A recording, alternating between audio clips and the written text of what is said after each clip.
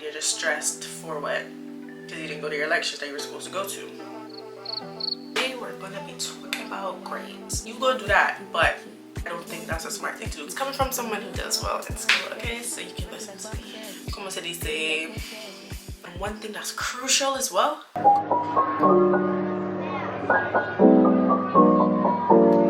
Hey guys, welcome back to my YouTube channel.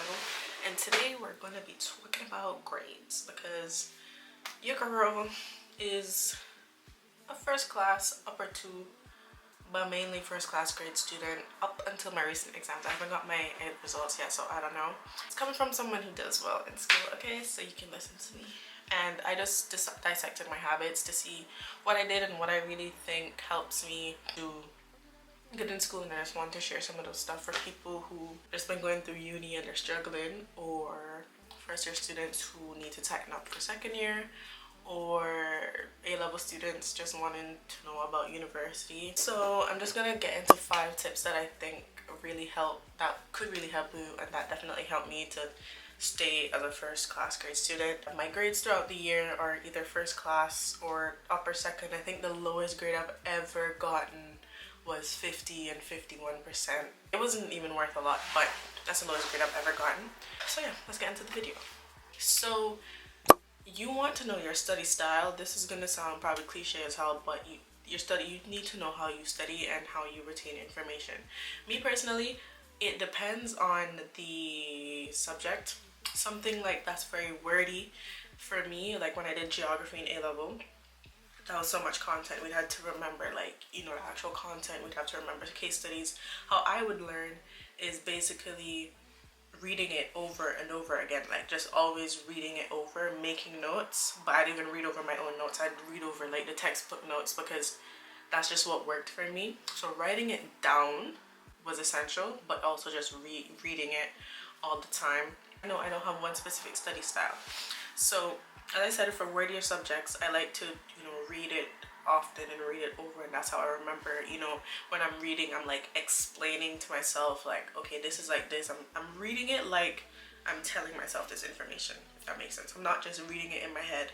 I'd be like, okay, so this goes like this because da da da da da da da. Like, I'm just extra with it, and that helps me remember. And then for other stuff like math, I don't know math anymore, thank God.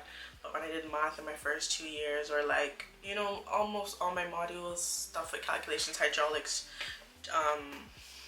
geotechnics, concrete design, all those stuff are more, there is content to it, there is wordy content to it, but you don't necessarily need to remember that content. You just need to understand it, because you're using the knowledge from the wordy content that you had in like your calculations. So once you understand it and you're doing it in calculations, it kind of just reinforces. So for those, I would just read the notes, but most of my notes come from example questions and doing just questions, really, because it doesn't really make sense to write off those notes, because it's not really, como se dice, that is not important, but it's just, that's not the main thing of it. So I'm not gonna waste my time writing physical notes for that, so you just have to think like that, because you're just wasting your time when you should be writing down example questions, how to answer those example questions. The notes you should be writing is the steps to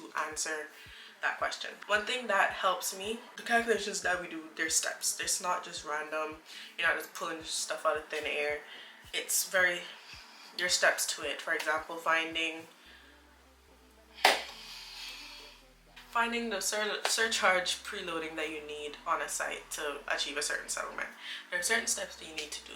When I'm just learning that concept, the lecturer, normally they would kind of write down the steps that you need to do. And every time I'm doing that question, even when I know what I'm doing, I still write down the steps. Like, I write down, first find XYZ, do that. Then you need to find blah blah blah, then do that, instead of just having one big old bunch of calculations. Because when you're looking back at that example in the future, maybe during revision or whatever, when you have it set out like that, it's easier to follow it opposed to having to go through each line and trying to figure out what you were doing or what you were looking for. Because a couple of weeks down the line, you probably not gonna remember what you were doing. Writing stuff out like step 1, step 2, blah blah blah, like throughout your working really helps me. Yeah, that whole point was knowing your study style and how it work, how it works. But I just also wanted to say your study style may not be consistent for every module, so you have to kind of test around what works with what. Because also, for example, geotechnics, just the way it was taught and the way I understood the content, I barely made any notes, because some classes I don't want to make notes in the class, because when you're making notes in the class, you're just not really understanding because you're not listening. You're literally just listening and writing, but you're not understanding what's going on. So sometimes I just don't. And in an ideal world, what I would do is go home that day and rewatch that lecture and make the notes. That's a very good thing to do, but I don't do that all the time. It's what you should do. But I just also want to say, the stuff that I say in this video they're like the ideal thing to do, and if you can do all of them, that's perfect. But I even find it hard to do it all the time, but I still get good grades, so it shows you don't need to like be perfect. But if you were to somehow do all of these all the time, every single week, never miss it, you're good. But at the same time, you don't need to, because I don't do this all the time and I can still get good grades. The second tip I have is try your best to know all of the content for every single module before. This is based on like the fact that I have exams in January. I don't have any exams before. So the term ends in December. I don't have any exams. I have exams in January. So it's kind of shitty. But yeah, we have to be studying over Christmas break and stuff. It's good that you have the time, but it's also not good because thinking about exams. You want to know all the content, and sorry, but this requires going to all your lectures. I have not been to every single one of my lectures, but I try to be. I think the most lectures I've missed was probably 3 last term. I try my best to go to lectures because I know personally I hate catching up, and I just hate it. So I really try to not have to catch up. If you're a catching up type of gal and it works for you, or type of guy and it works for you, you go do that. But I don't think that's a smart thing to do. Catching up just isn't fun. If you don't have to, don't, because when you get into catch up and you get into that vicious cycle, you can't get out. You literally can't get out. And then it comes to revision, you have all this stuff to go through, and you're just stressed for what? Because you didn't go to your lectures that you were supposed to go to. Obviously, if you have a bad reason to not go to your lectures, that's different. But if you're not going because you're tired, if you're not going because you can't bother, and if you're not going because you're saying you're going to catch up later, that's not good enough. But if it's good enough for you, okay. But this is, hopefully the people watching this are the people who want to get good grades. If you do that and you want to get good grades and you're not getting good grades, it's that can have a lot to do with it. So you want to know all the content. You may not understand everything, but you were in every class, so when it comes to revision time, or you're going over it even before revision, like you saw it in class, you have somewhat of an understanding because you've seen it before. It will help. I swear to you, it will help.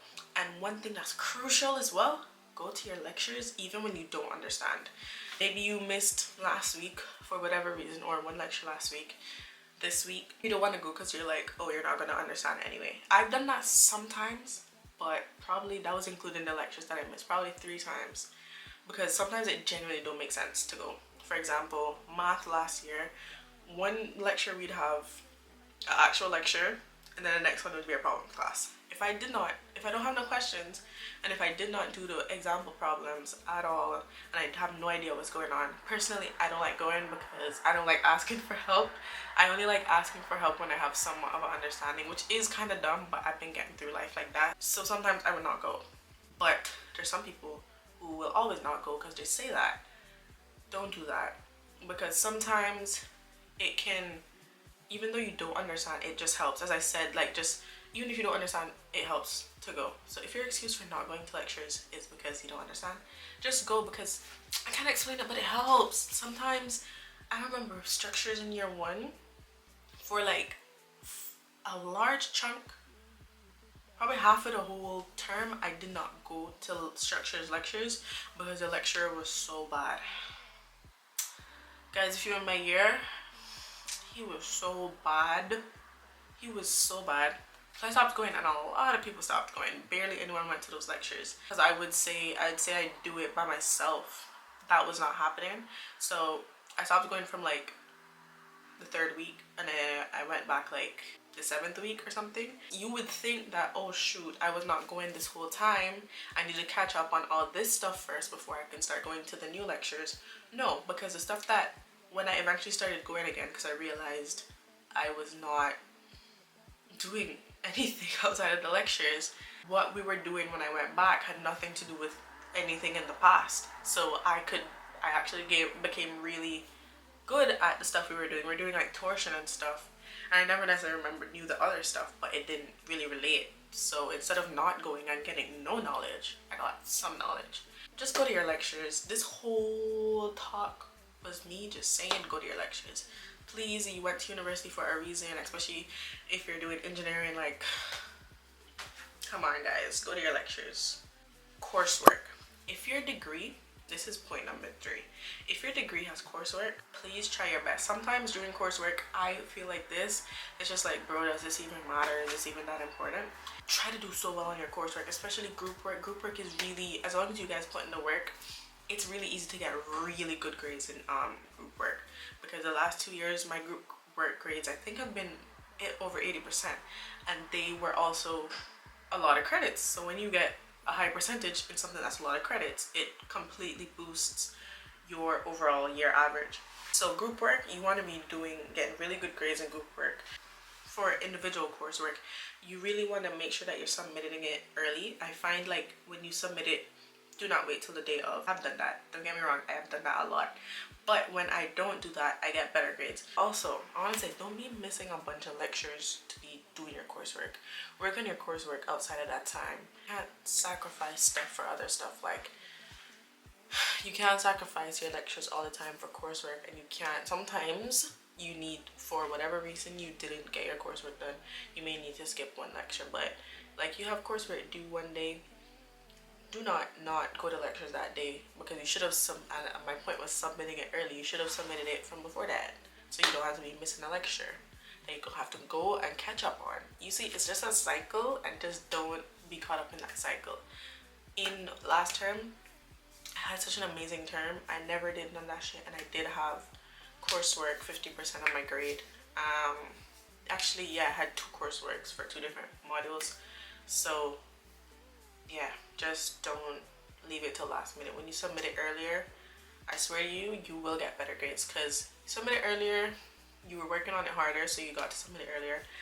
And if you for whatever made a mistake, you can go and change it instead of realizing you made a mistake after you done submitted it. You see where I'm getting? So just do it early. 4, you want to get comfortable. This is kind of me being fake, because I don't do this that much, but I am getting better. You want to be comfortable with asking people stuff, and that could be a lecturer or your course mates. A lot of people come to ask me for help, and I know I help them, so you know, I know this works, but I don't necessarily do this. We do have a group chat though, and I ask questions in there. Often when I don't understand something, it's up to me to understand it. Like, someone, if I don't understand it, someone can probably explain it a million and one ways, and I just won't understand. I just have to, you know, sit down and figure it out myself to understand and remember. Hence, I don't really like asking people, but sometimes helping people does really help. Asking people does really help, and as I said, people ask me for help, and I'm pretty sure I help them. So you want to get comfortable with asking people for help. If you're someone who really needs help, sometimes you just don't really understand what the lecturer said or something, it'll be worth it asking people just whatever, like, especially if your course has a group chat, ask, because a lot of people, I think they're kind of scared to talk in our group chat, because we have like a lot of people in there and not a lot of people talk. But I just be throwing it out there. I be asking questions, and if someone answers, someone answers, and if they didn't, well, I wouldn't have gotten the answer if I didn't ask anyway. So yeah, just don't be scared. Like, no one's actually gonna remember. If you're gonna think like, oh, what if they think I'm dumb? Like, no one, literally, you are not the main character in someone's life. No one is going to remember if you ask something dumb, like, I swear. If that's why you're scared, like, just ask, you know, just ask. You're the one benefiting. It's either you got the answer or you didn't, and if you didn't ask, you probably would have got the answer. So yeah. And the fifth and final tip, for exams, you want to know, you want to have a strategy. So even before I go on break, I always know, because this ties back into knowing all the knowledge. I've been to all the lectures and I know what I don't understand, and I know in my head exactly what I need to do. For example, structural concrete design. I knew I was weak on failure and shear. I knew when she was going over columns, I had no idea what was going on, and I knew that when we were going over slabs, I also had no idea what was going on. So everything else, I wasn't necessarily perfect at it, but everything else we did, that would have been a lesser priority, because those three things I knew I needed to focus on because I just didn't understand it, and that's what I did. And then closer towards the exam, I would focus more on the other stuff like beams and stuff, which is easy to remember and understand. But the other stuff that I did not understand, I know I did not understand because I went to lectures and I knew I didn't understand it. That's what I focused on. So that's the type of strategy. You can't just be, you can probably start off your revision with doing stuff that you know how to do to kind of get that motivation going, but it don't make sense to spend time on stuff that you know how to do. You should spend time on things that you know will come up and you really don't know, especially when you have like a whole month and stuff to revise. So I just wanted to clarify this point and say, I mean, you know, you have past papers and stuff, you know the type of questions, or even our lecturer, they would tell us not what's going to come up, but you kind of know more or less the type of stuff that's going to come up. So I knew that a large chunk of the paper would have been those three things that I wasn't sure of, so I had to make sure I knew how to do that. Again, you have to find what you like. I find it useful to spend a couple days on a specific module instead of switching up the module every day or switching up the module in one day. Recently, I've been demotivated, as I've said, so doing multiple modules in one day just now ain't got it. Like, I just don't, I can't. I literally can't. I would just do one module a day and do that for like 3 days and cover like a bunch of stuff and then move on to the next module. And not that I finished the module, but you do it today. For example, you read over some notes. You never got to do any questions because the day ran out. Then you move on to a next module and then you do the same thing. But by the time the third or fourth day or whenever you get back to studying the initial module, you don't really remember because you never did no examples to reinforce the notes that you just read. So it's kind of like, it's kind of backwards-ish. So that's why I like to read the notes or whatever and then do examples, say the day after, to solidify what I read, and then it just helps me remember more, opposed to the other thing that I just said. And also, don't pack up your days with a bunch of stuff that you know you would love to do it and it would be good if you did it, but if you know deep down that you're not gonna do it, don't write it down. Don't bother writing it down. Don't bother say you won't do it, because you're just disappointing your damn self, and you don't need to be disappointed because you need as much motivation as you can get. But yeah, those were just my 5 tips on how to get first class and upper second and just better grades in general. Things that I found myself doing. When I don't do these stuff, I find my performance to decrease. So yeah, so those are my 5 tips that should help you through your university degree. They definitely helped me through mine. Like this video if you liked this video, and subscribe to my YouTube channel for more content like this. Thank you so much for watching this video, and I'll see you in my next one.